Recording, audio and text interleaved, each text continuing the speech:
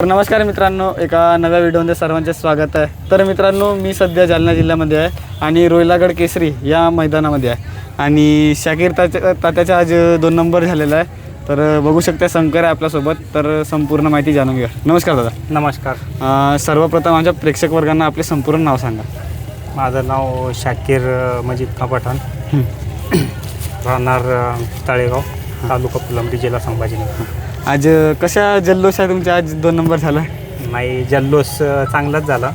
कारण गाड्या 2-3 होत्या आणि 2 गाड्या सीमेला काहीतरी थोड्या अडचणीमुळं मार खाल्ल्या. ते पण गाड्या फायनलला होत्या. 3 गाड्या फायनलला 100% राहिल्या असत्या आमच्या. हां. आणि शंकर किती तासाला होता आज?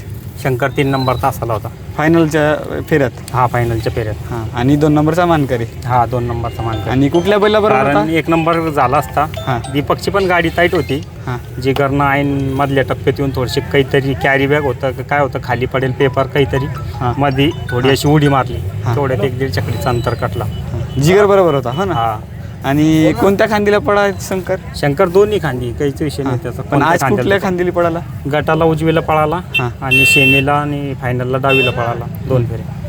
तर काय सांगाल त्याच्या शंकरचे वैशिष्ट्य? शंकरचं वैशिष्ट्य म्हणजे तो शिकणला बी नेलं ना आपण. हां. तर शिकणला बी पहिल्या दुसऱ्यातच राहतो. इथून 3 फेऱ्यात पळून बी तो 1 नंबरच्या शिकाणमध्येच पोहतो. आता मला वाटते तुमच्या धावणीतील सध्या सर्वात टॉपची वस्तू शंकरच आहे. टॉपचीच वस्तू शंकर. कारण अजून आता लय भविष्य वासराचा. याचे पळाचे वैशिष्ट्य कुठले आहेत दादा शंकर? म्हणजे पळसलं त्याचा आत्तापर्यंत आम्ही अंदाज लावेल नाही. हां. किती पोहतो तो, कोणत्या खांद्याला टाका. अजून आम्हाला मला सुद्धा अनुभव नाही आला त्याचा कोणत्या खांद्याला जास्त पोहतो. त्याचं कळतच नाही किती पोहतो तो. आता जसा तुम्ही स्वतः धुरकरी असता आपल्या स्वतःच्या गाडीचे, तर मग घरी वगैरे यांची जोपासना कोण करत असते? घरी काही नाही, आमचे घरचे लक्ष्मी ते काही आम्ही. कारण जास्त आमच्यापेक्षा जास्त मेहनत घरचे लक्ष्मी. तर आजच्या गुलालाबद्दल काय सांगाल दादा? आजचा गुलाल आमचे देवाबाई याला समर्पित करता. हा. आणि देवाबाई राहिला नाही. आता आज देवाची शंकरचीच गाडी पळाली असती. हां. निलेश दादा काळे यांचा. आणि शंकरचे किती गुलाल झाले दादा आतापर्यंत?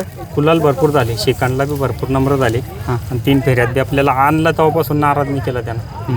आणि मला वाटतं बरेच दिवसानंतर 2 नंबरचा मानकरी झाला. हा. कारण गुलालात आहेच. हां. पण मोठ्या मैदानात मोठ्या मैदानात नाही, वरच्या नंबरात नाही समजा राहिली गाडी. हां. आता त्या जिगर वासराबद्दल काय सांगाल दादा? जिगर वासरू कारण आदत आहे. हां. तो बी टॉपला पळतो. आपले संतोष शेट्टी तोडकर त्यानं खरेदी करेल. कारण 1 नंबरातलाच वासरू आहे. आणि पैऱ्याचं नियोजन कोणी केलं होतं आज? आपले संतोष दादा तोडकर त्याचं आमचं बोलणं झालं. हां. त्याविषयीच झाला पैरा. आता मेन मस्त ते नियोजन जो करते या क्षेत्रामध्ये त्याची सर्वात मोठी भूमिका असते. कारण नियोजनामध्येच बैल पळत असतात. तर नियोजनच राहतो. नियोजन, सुट्टी मेकर, ड्रायव्हर याच्यावरच राहतोय खेळ सगळा. आणि सुट्टी मेकर वगैरे कोण होते आज? आपले अर्जुन भाऊ, इंदल भाऊ. तर बाकी सगळीच टीम आहे. सगळ्याच नाव घेता येत नाही. भरपूर सगळेच जण आहे. आता गाडी आदतला होती का दुसऱ्याला होती? गाडी आदतला होती आमची. आदतला होती. शंकर आता पण आदत आहे? नाही, शंकर चौथा झाला. जिगर आदत होता. जिगर आदत होता. हा. शंकर तर दुसराच होता पण आता दात लावला. दात लावला का? आता शंकरची खरेदी कुठली आहे दादा? शंकर आपण जाम लिहून गेले. प्रल्हाद बापू, अंकुश चव्हाण यांच्या पण. आता शंकरला मला वाटते बरीचशी मागणी आलेली असेल आतापर्यंत. मागणी भरपूर आलेली आहे. कारण आपल्या दावणीत आता तेवढंच टॉपला आहे. त्याच्यामुळं आपण नाही देणार. आता राजाची आणि चिमण्याची काय परिस्थिती आहे दादा? चिमण्याचं पण थोडं ऑपरेशन झालेलं आहे. लोखंड ते काढलं होतं ना. आता बरंच समजा 1-1.5 महिन्यात 2 महिन्यात होऊन जाईल कव्हर होईल. म्हणजे आतापर्यंत पल्ले वगैरे काही काढायचे प्रयत्न नाही केले? नाही, आत्ताच ऑपरेशन झालं पहिल्याचं 7-8 दिवस झाले. आणि राजाचा तिकडं पळू राहिला. तिकडे पळून राहिला का? हा. सौरभ शेठ कामटे याच्याकडेच बैल.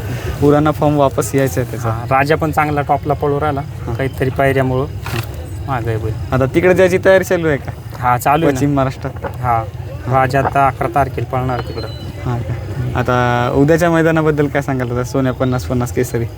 आता जसा परतच्या हरण्या आणि सोन्या पडणारा त्याबद्दल काय सांगाल? कारण चांगले नाव केलेलं बैल ते सोन्या. म्हणजे जेवढं कौतुक केलं त्याचं तेवढं कमी. आणि त्याच्यामुळंच सोन्या 50-50 मैदान ठेवलेलं आहे. सोन्यामुळंच. चला धन्यवाद दादा. आता वेळ खूप झालेली आहे, एवढी माहिती दिली त्याबद्दल धन्यवाद. धन्यवाद.